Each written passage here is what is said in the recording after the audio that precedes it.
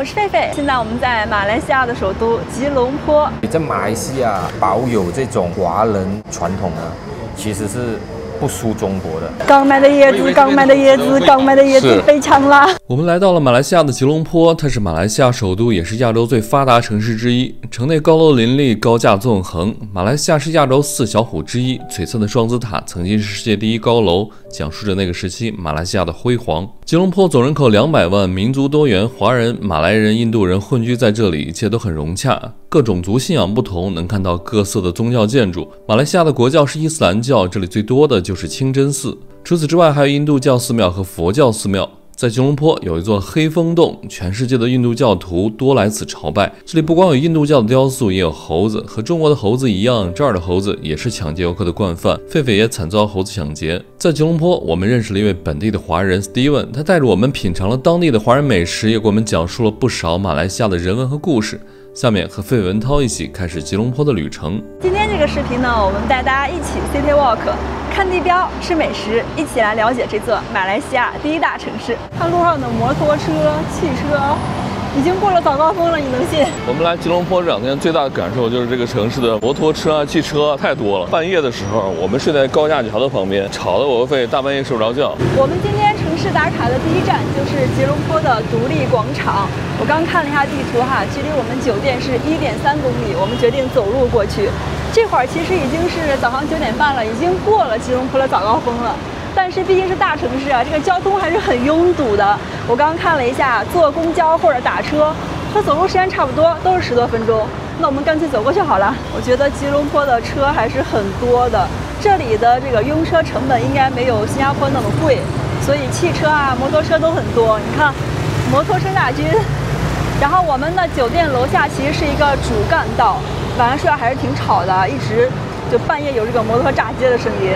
然后我们附近还有一个应该是体育场吧？是的。对，然后吉隆坡呢，这里毕竟是国际化大都市，然后经常会有那种演唱会。前天晚上吧，好像就唱到了晚上的将近12点。吉隆坡主城区的人口是200万，再加上周围一圈的卫星城，总人口达到了880万。不过我感觉这个市区啊，看样子不仅仅只有200万人口这个体量啊，反正人挺多的，应该是有很多来自全国其他地方的流动人口吧，真的不像一个城区只有200万人口的地方。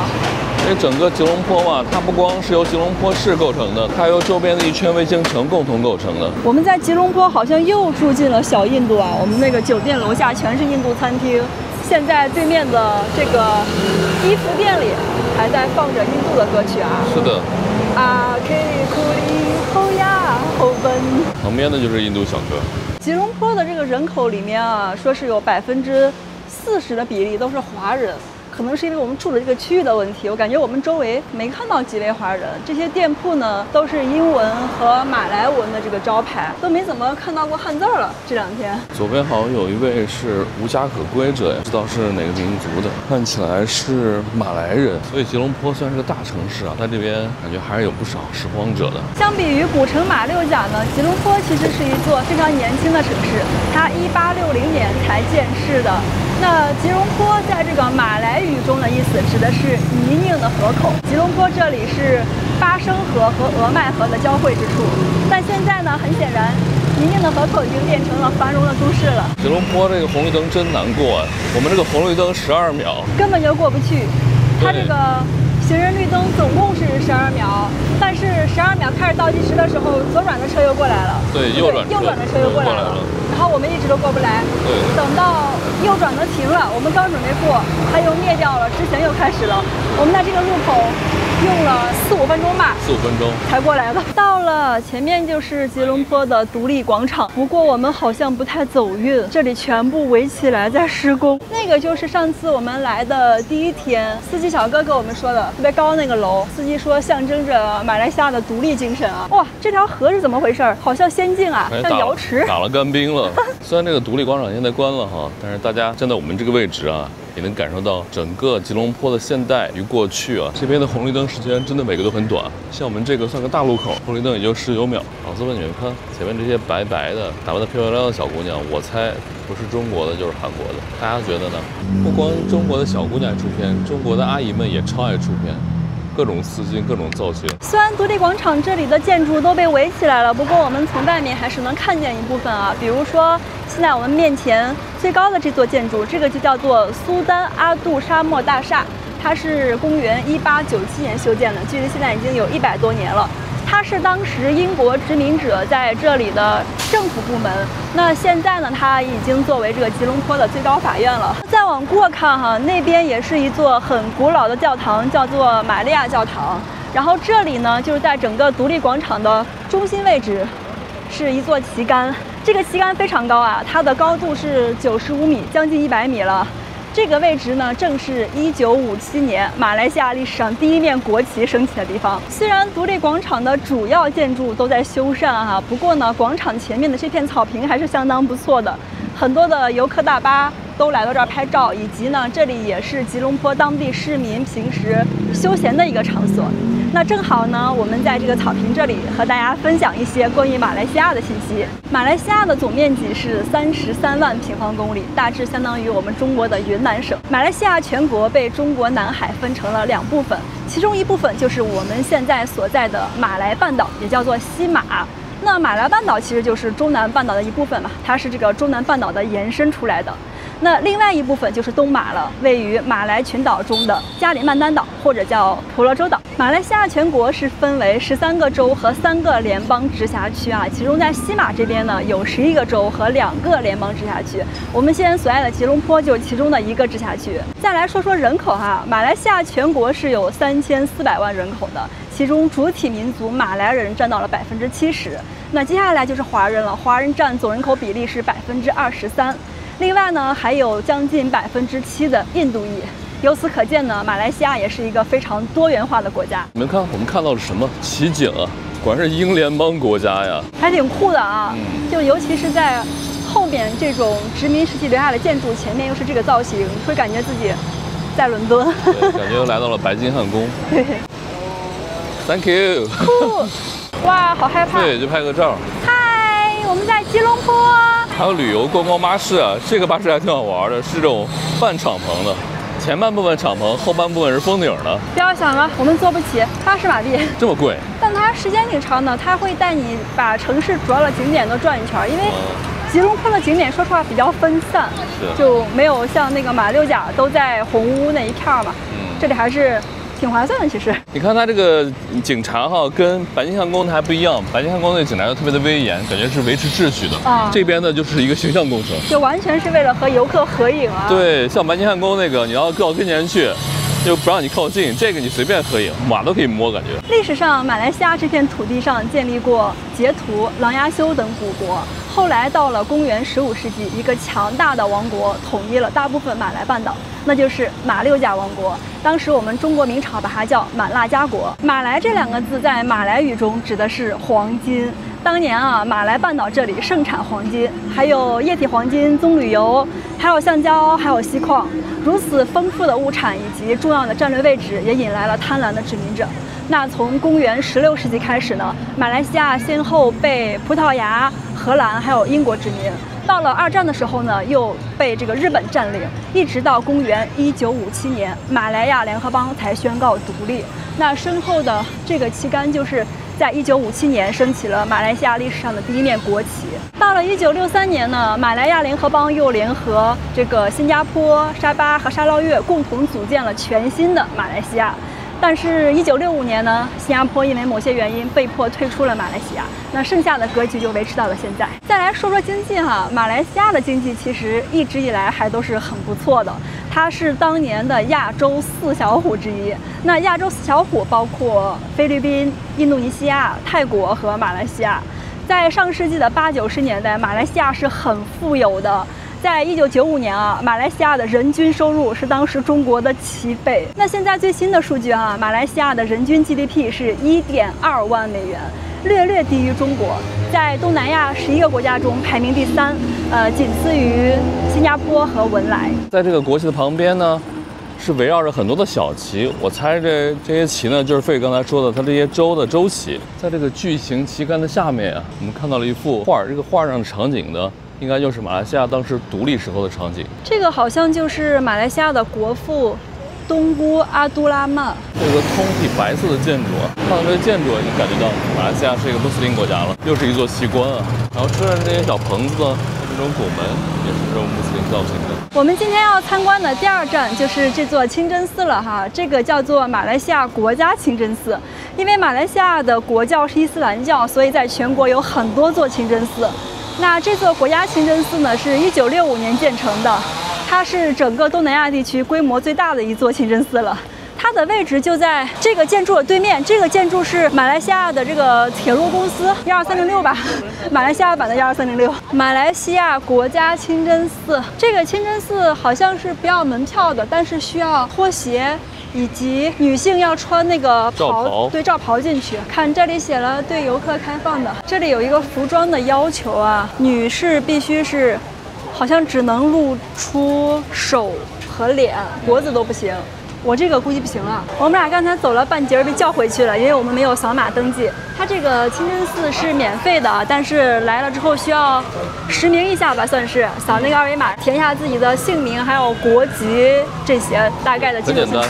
对，5秒钟就填好了，都是自助的，来了就穿，自己穿。哎，你别说，这洗的还挺香的，不像上次在马六甲的时候那个。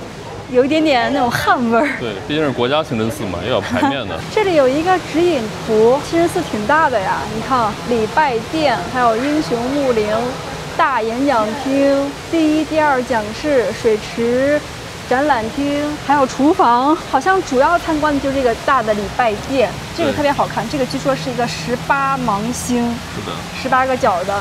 大家知道这18芒星代表什么意思吗？指的是马来西亚的13个州以及伊斯兰教里面的5宫。虽然刚刚那个导览图里面的4种文字里面没有印度的文字啊，不过这里印度游客还挺多的。除了刚才我们看到的那几位包头大哥之外，我看还有泰米尔人。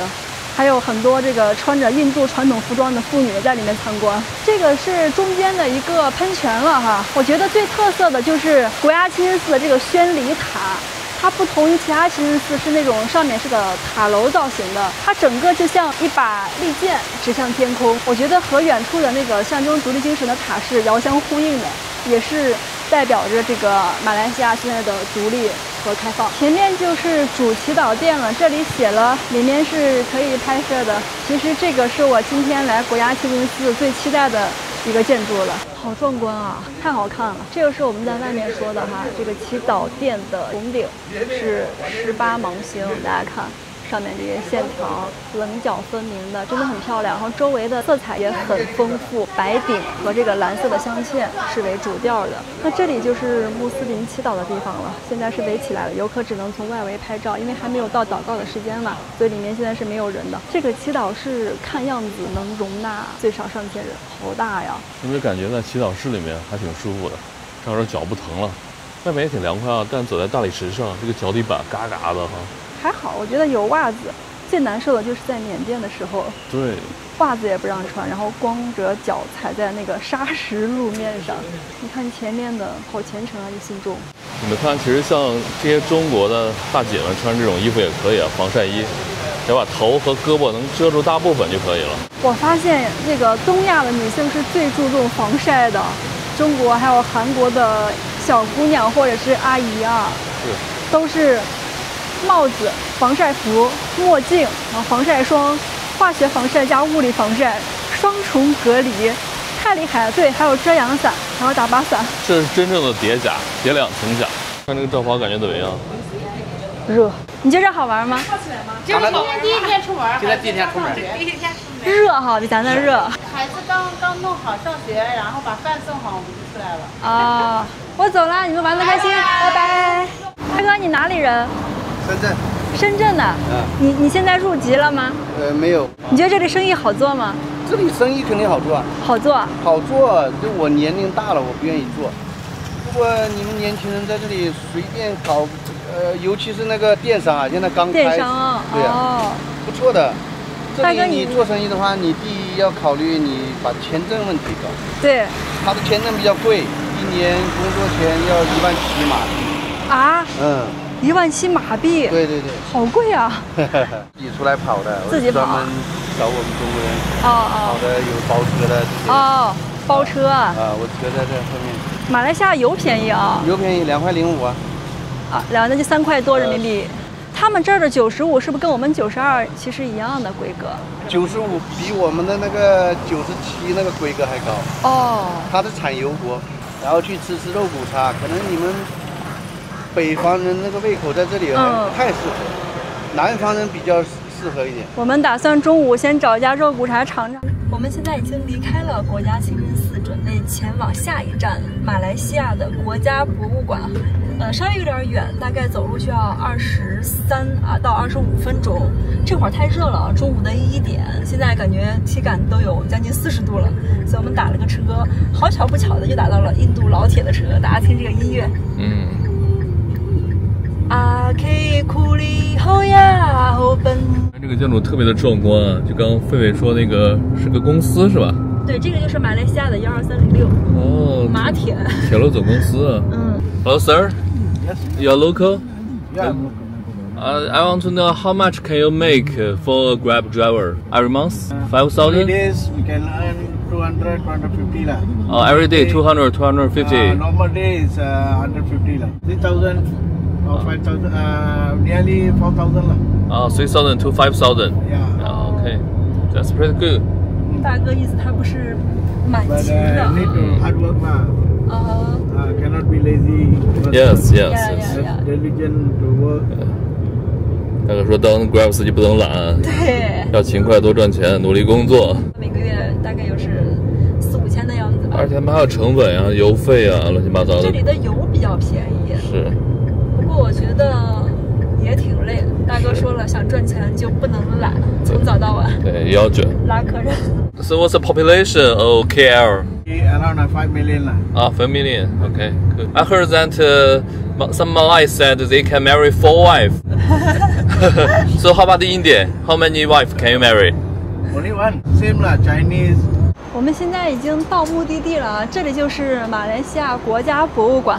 我们刚刚下车那个地方有3位中国小伙子，然后我们简单聊了一下啊，他们说这里其实没有什么好看的，因为这个博物馆确实我看介绍它比较小，比较袖珍啊，但是里面呢也是有很多的文物和史料，介绍了马来西亚的历史，还有这里的一些风土人情吧。我觉得还是去看看吧，来都来了，秉承4个字，来都来了。我们刚到这个国家博物馆的门口啊，它的大门2侧都是这个壁画，我看它好像讲的是历史啊。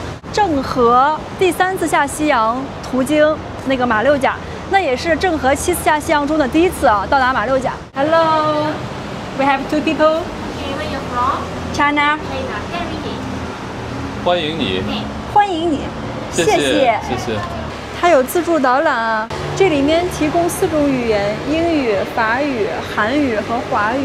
从这个壁画可以看出来啊，之前呢，马来西亚这里是信仰佛教的，伊斯兰教是后来才传进来的。你看这些壁画，还有一些这个雕塑，都是佛教的形象。这一块呢，就讲的是当时马来西亚这里是整个东南亚的商贸重地哈，这里有很多曾经出土的文物，你看这些都是来自于中国的瓷器，1540年宣德年间吧。这个上面介绍的说是马六甲海峡和南海海域沉船的发现，证明了这片海域曾经是东西方贸易活动的主要海上通道。马来西亚的这个国家博物馆虽然规模不大，但我觉得里面可看的东西还挺多的哈。4个展厅呢，分别从马来西亚的远古时期、封建王朝时期，还有被殖民时期以及这个建国之后这几个阶段来介绍马来西亚的历史。其实我印象最深刻的就是里面有大篇幅关于中国的部分啊，比如说这个郑和下西洋，比如说巴巴娘惹，还有在这个英国殖民时期大批的华工下南洋谋生，他们所经历的一系列这个辛酸，以及到了后面啊，这个新加坡脱离马来西亚联邦出去，这个华人单独建国的这样一个历史，还是很感触的。都说马来西亚华人对中国人很友好，我们在吉隆坡就感受到了大马华人的热情。当地华人 Steven 带着我们品尝了马来西亚的华人美食，也带着我们了解了不同种族的文化。在马来西亚，华人、印度人、马来人和谐共生。现在我们要去见一位马来西亚华人朋友，他中午会带我们体验一下正宗的马来西亚美食。我们已经和我们的华人朋友碰上面了，这位就是 Steven， 他的中文姓氏是许。Hello。嗨。Hey。现在我们要去吃美食了 ，Steven 准备中午带我们吃什么好吃的？肉骨茶。肉骨茶。对，道地的肉骨茶。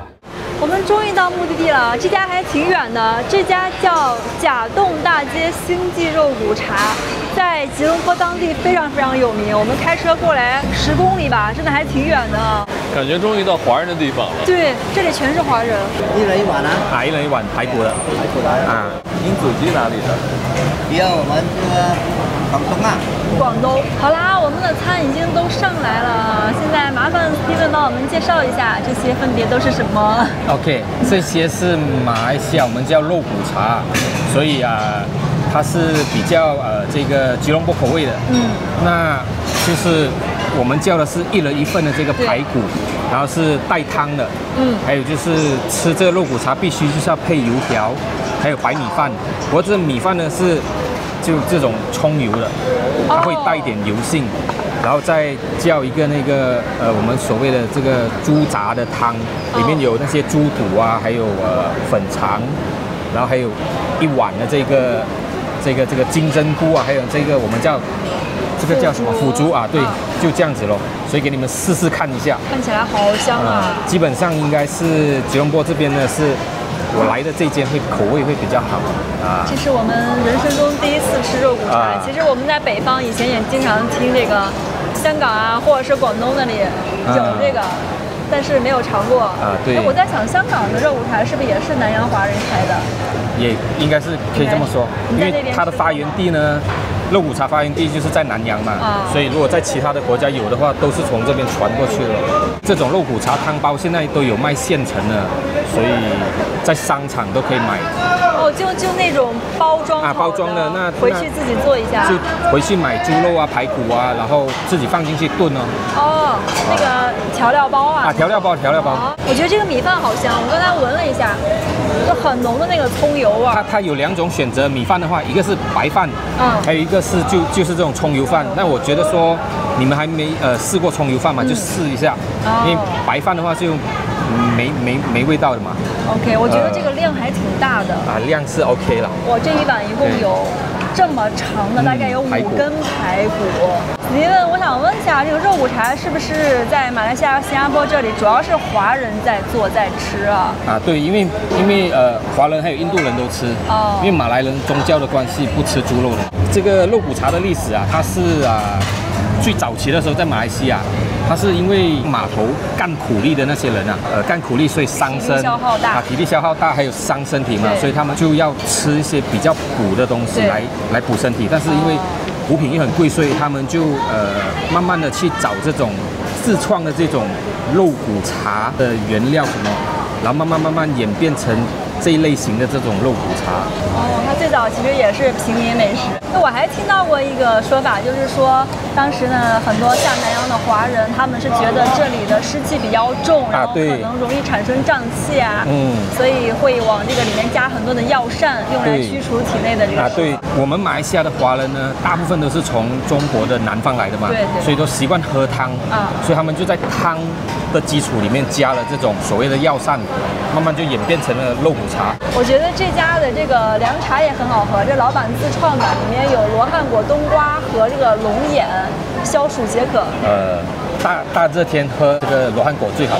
好久没有吃排骨了，我感觉我们离开中国之后，到了新加坡以及这里吃了很多那个马来餐然后这个猪肉吃的都挺少，除了叉烧。马来西亚的这个食物都是偏向中国南部的这个粤菜。它这个肉感觉炖了好久，好烂，应该是蛮久的，挺烂的，所以就很软。肉骨茶之人生初体验完美结束了，大家看，我们基本上全部光盘了。好了，那我们就准备离开这个地方，前往今天的下一站，是一个很著名的本地的景点，叫做黑风洞。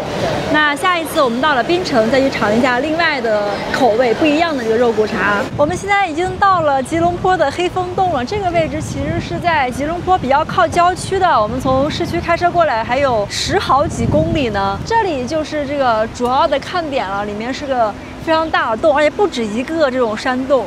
前面是特别高的印度教的一个佛像的雕塑，后面的那个彩色阶梯是很多女孩拍照打卡的地方了。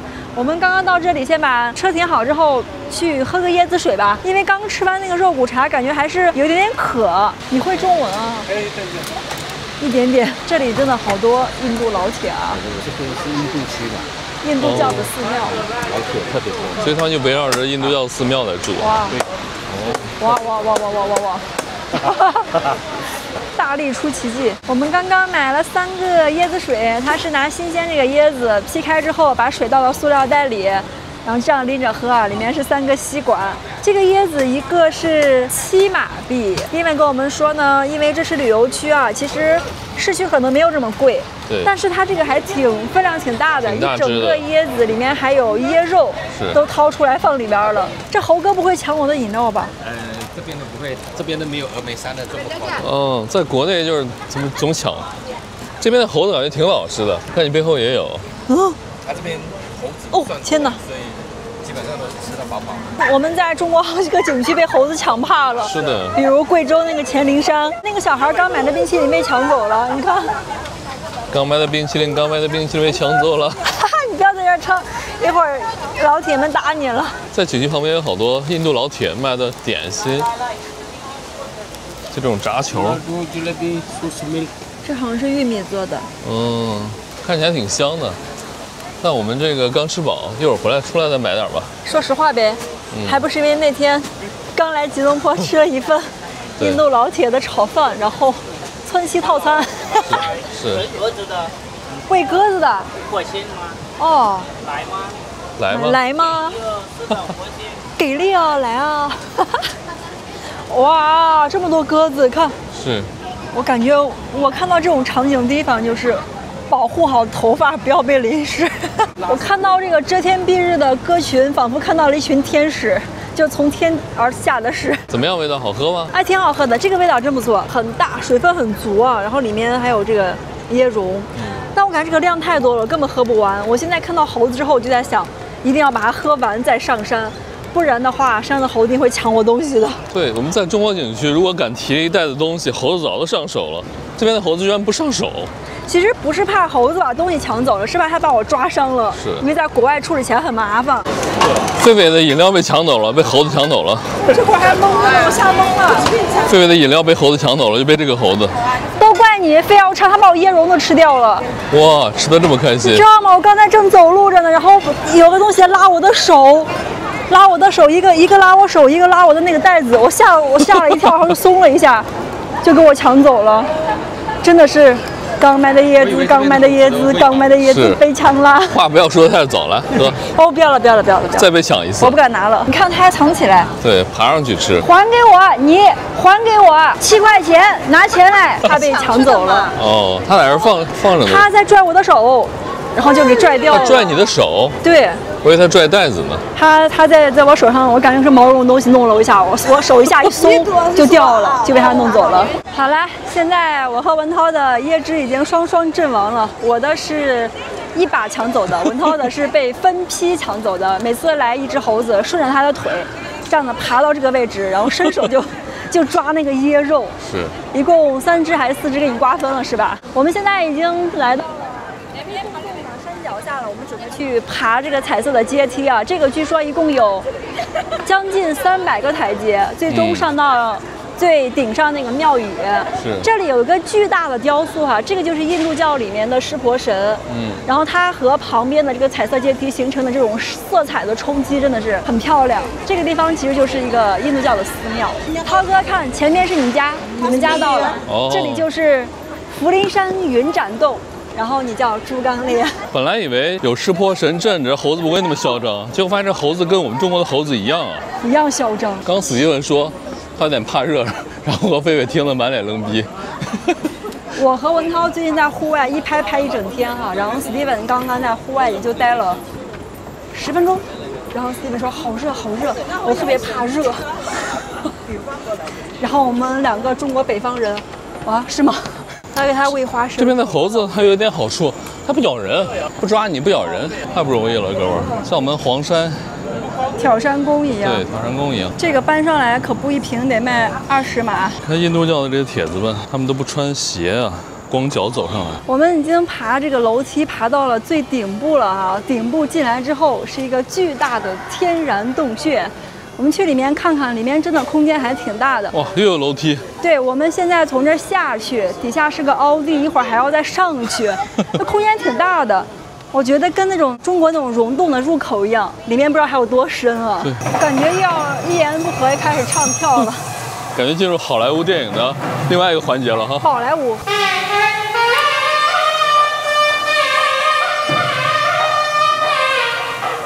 这个黑风洞这里的鸽子是又多又胖啊！过来过来，走，带你们去中国玩，去新疆喀什，把你们送到那个勇敢什么汤店。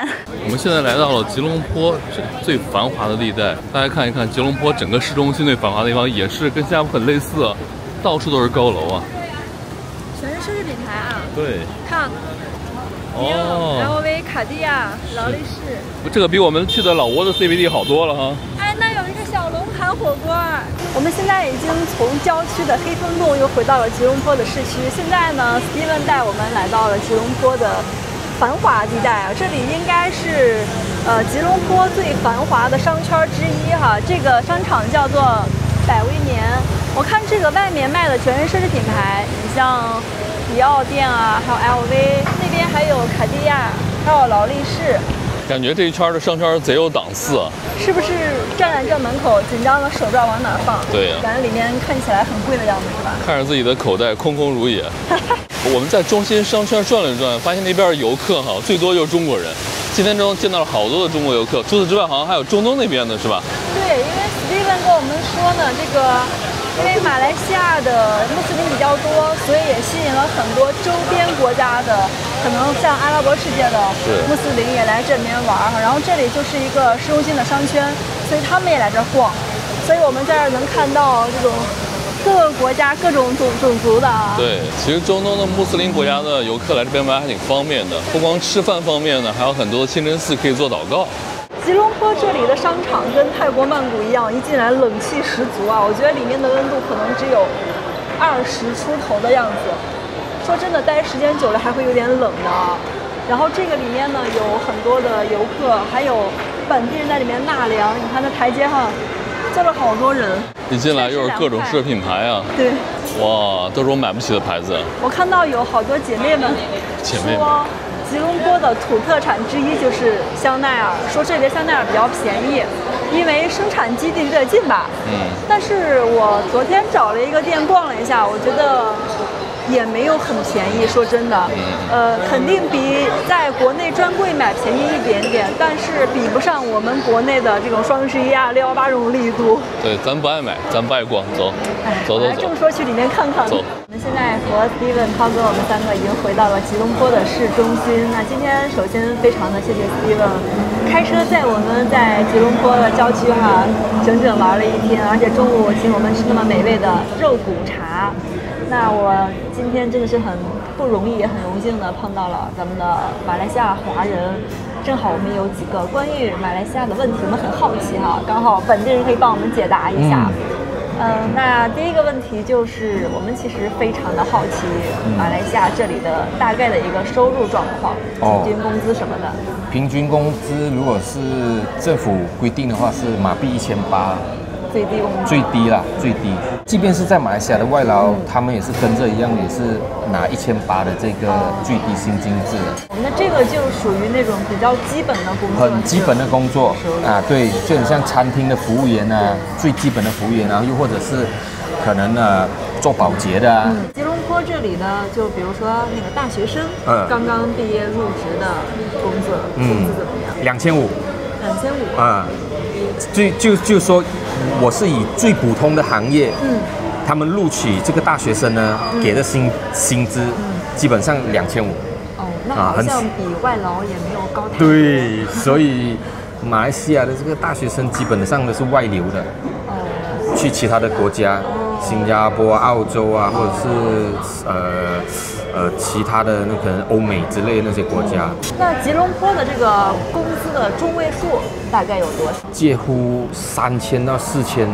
而且我发现这里的这个本地的马来人哈，他们家里一般子女比较多，然后一般太太还不工作那这个男士是怎么能养这么一大家子？因为在马来西亚，他们就说马来人的这个种族，尤其是政府有特别的关注嘛，所以他们孩子生得多，政府给的津贴相对就多，然后再来他们比较不像我们华人啊，想要把这个生活的素质提高一点，他们就很简单，他们可能买一包米，然后随便煎个鸡蛋啊，或者是他们就3餐就一就过了，所以孩子就这样慢慢养大嘛。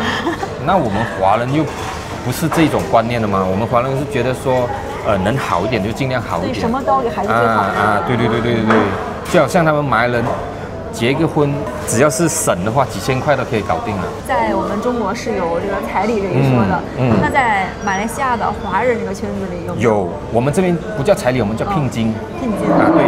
但是聘金呢，因为在马来西亚习俗里面没有强制的，所以这个聘金它只不过是一个意思罢了。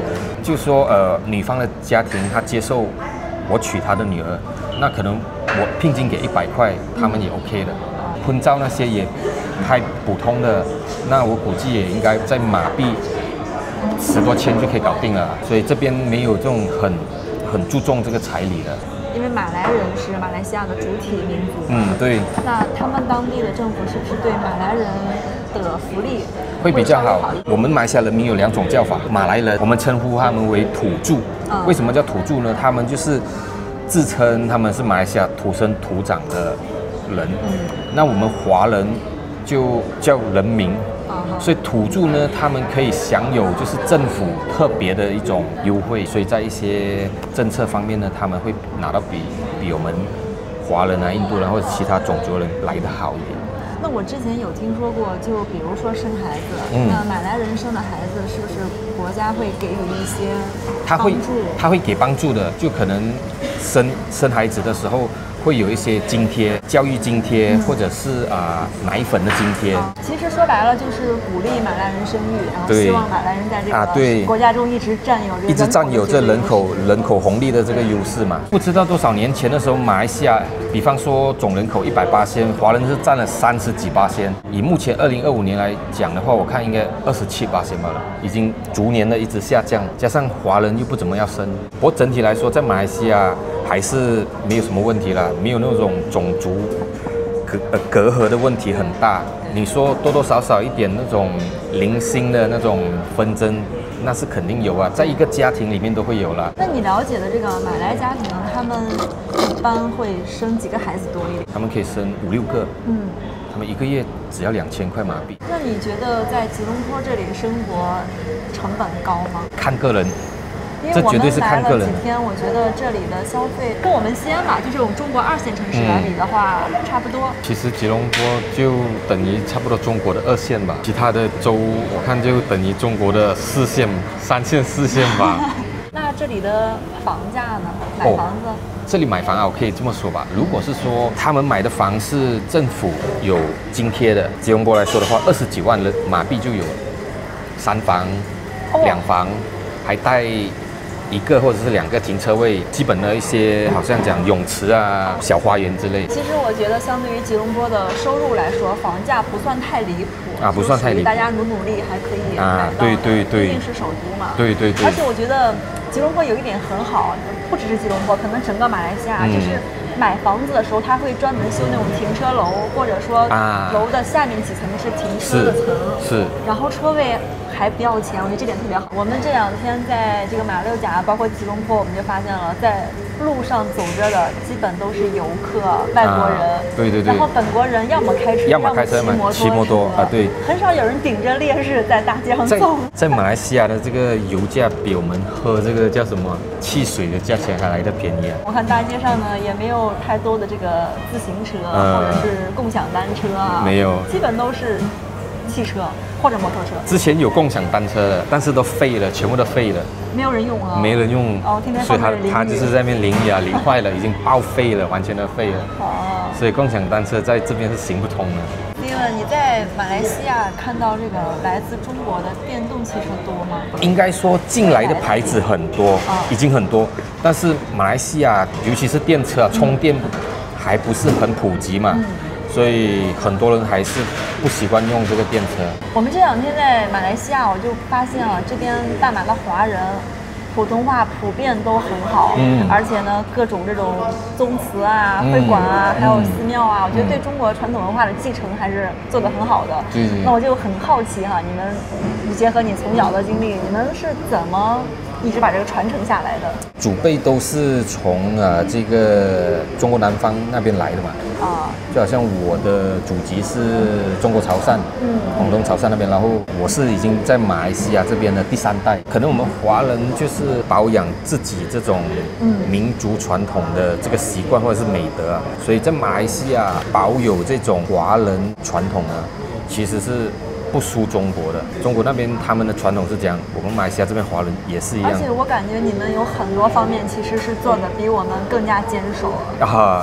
有一些吧，不能说全部，但有一些。尤其是好像我们这边的过年华人过年的时候，其实也是一样，庆祝的方式该有的我相信中国有的，我们这边都有的。早期在马来西亚，会有一点点的这个所谓的排华事件，但是那只是一点点，一下子就过了。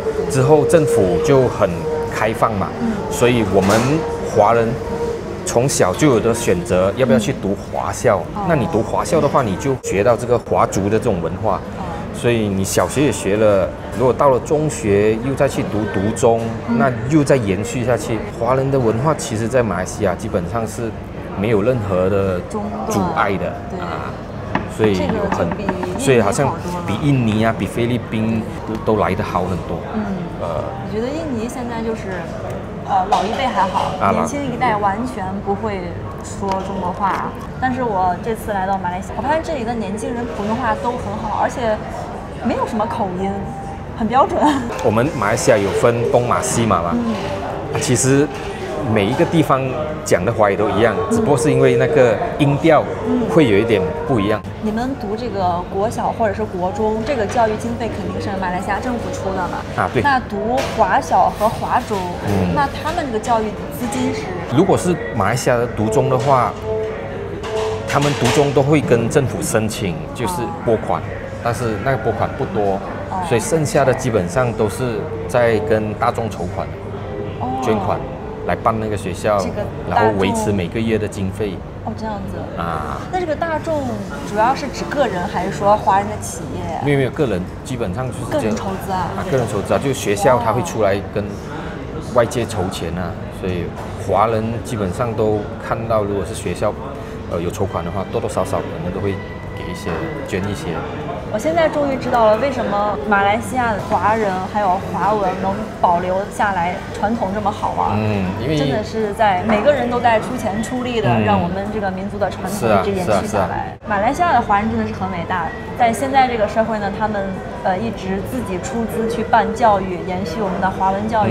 然后在以前呢，抗日战争的时候，马来西亚华人也给中国国内捐款来资助这个抗日。那我知道当时其实马来西亚被日本占领之后，其实日军是有第一时间去杀这个华人的，因为他们就很痛恨嘛，就觉得他们在中国打中国人的，马来西亚这边南洋华人都在出资去援助国，他们很恨其实。是。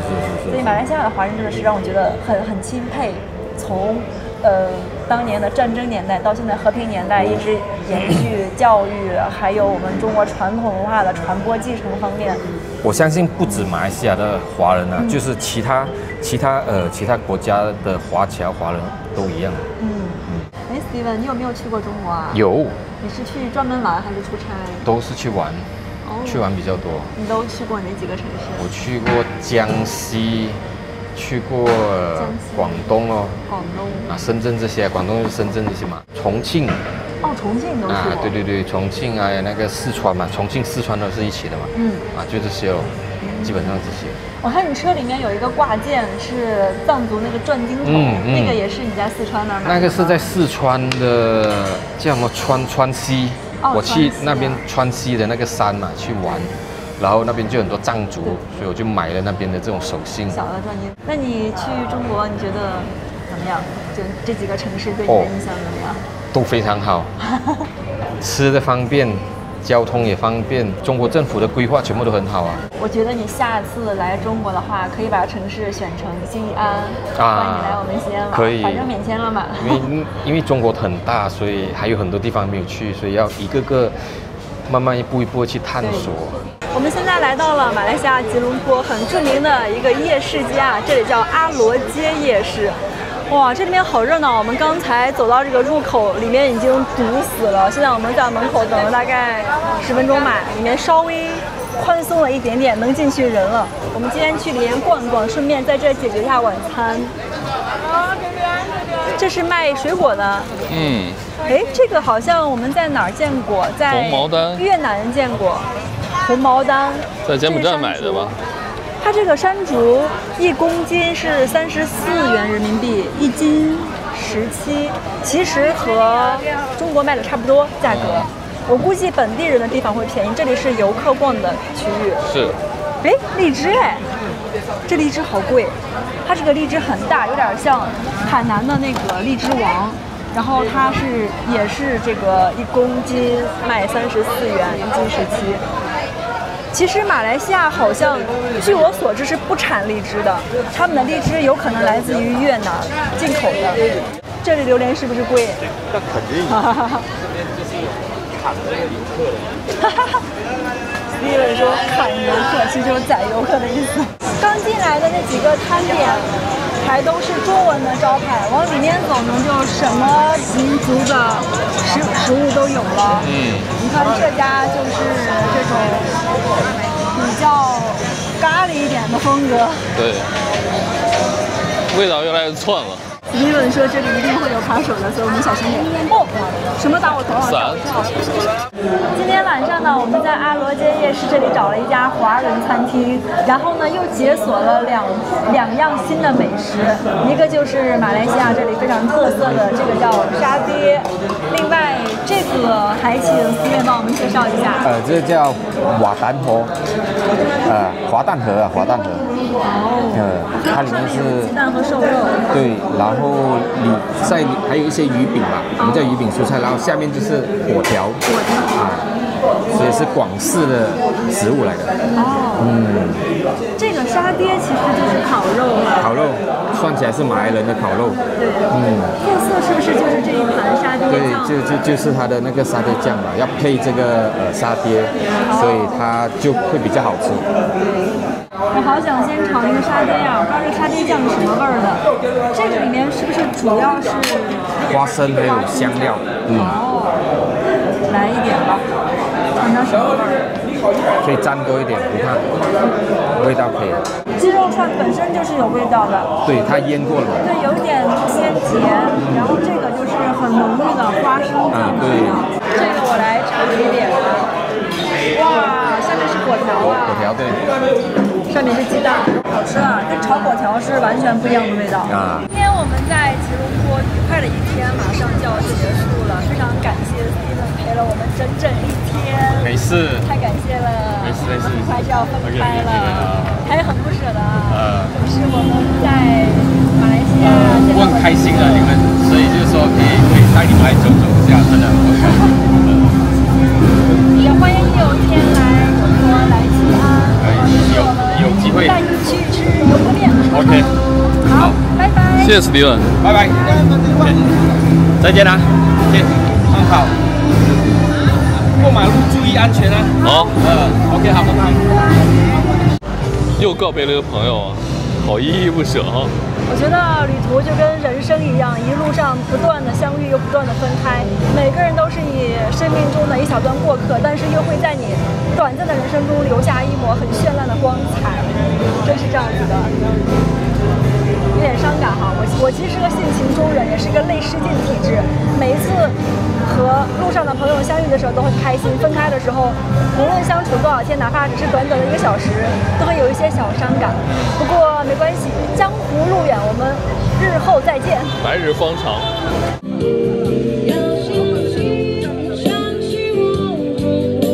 这里就是我们今天吉隆坡城市漫步的最后一站——国油双峰塔，也叫做双子塔。双子塔的高度呢达到了452米，总共88层，曾经是世界第1高摩天大楼。当然，现在呢，它已经被很多建筑超越了，但依然是吉隆坡乃至整个马来西亚的地标建筑。双子塔能够成为吉隆坡和马来西亚的象征，并不仅仅是因为它的高度和独特的造型，也因为它代表了马来西亚经济发展的鼎盛时期。双子塔是1993年动工，1996年封顶，1998年正式完工。而那一时期呢，正好就是马来西亚经济增长速度的巅峰。当时呢，马来西亚的领导人立志要在2020年让马来西亚进入发达国家的行列。虽然后来很快马来西亚就遭遇了亚洲金融风暴的冲击，但是呢，双子塔就像是马来西亚经济的时间胶囊。塔基浇筑于经济腾飞的黄金年代，而塔尖则刺破了金融危机的阴霾天空，最终成为了这个国家跨越周期的经济地标和精神图腾。那今天我们这个视频就在吉隆坡双子塔璀璨夺目的夜景中结束，欢迎大家订阅我们的频道，我们下个视频再见。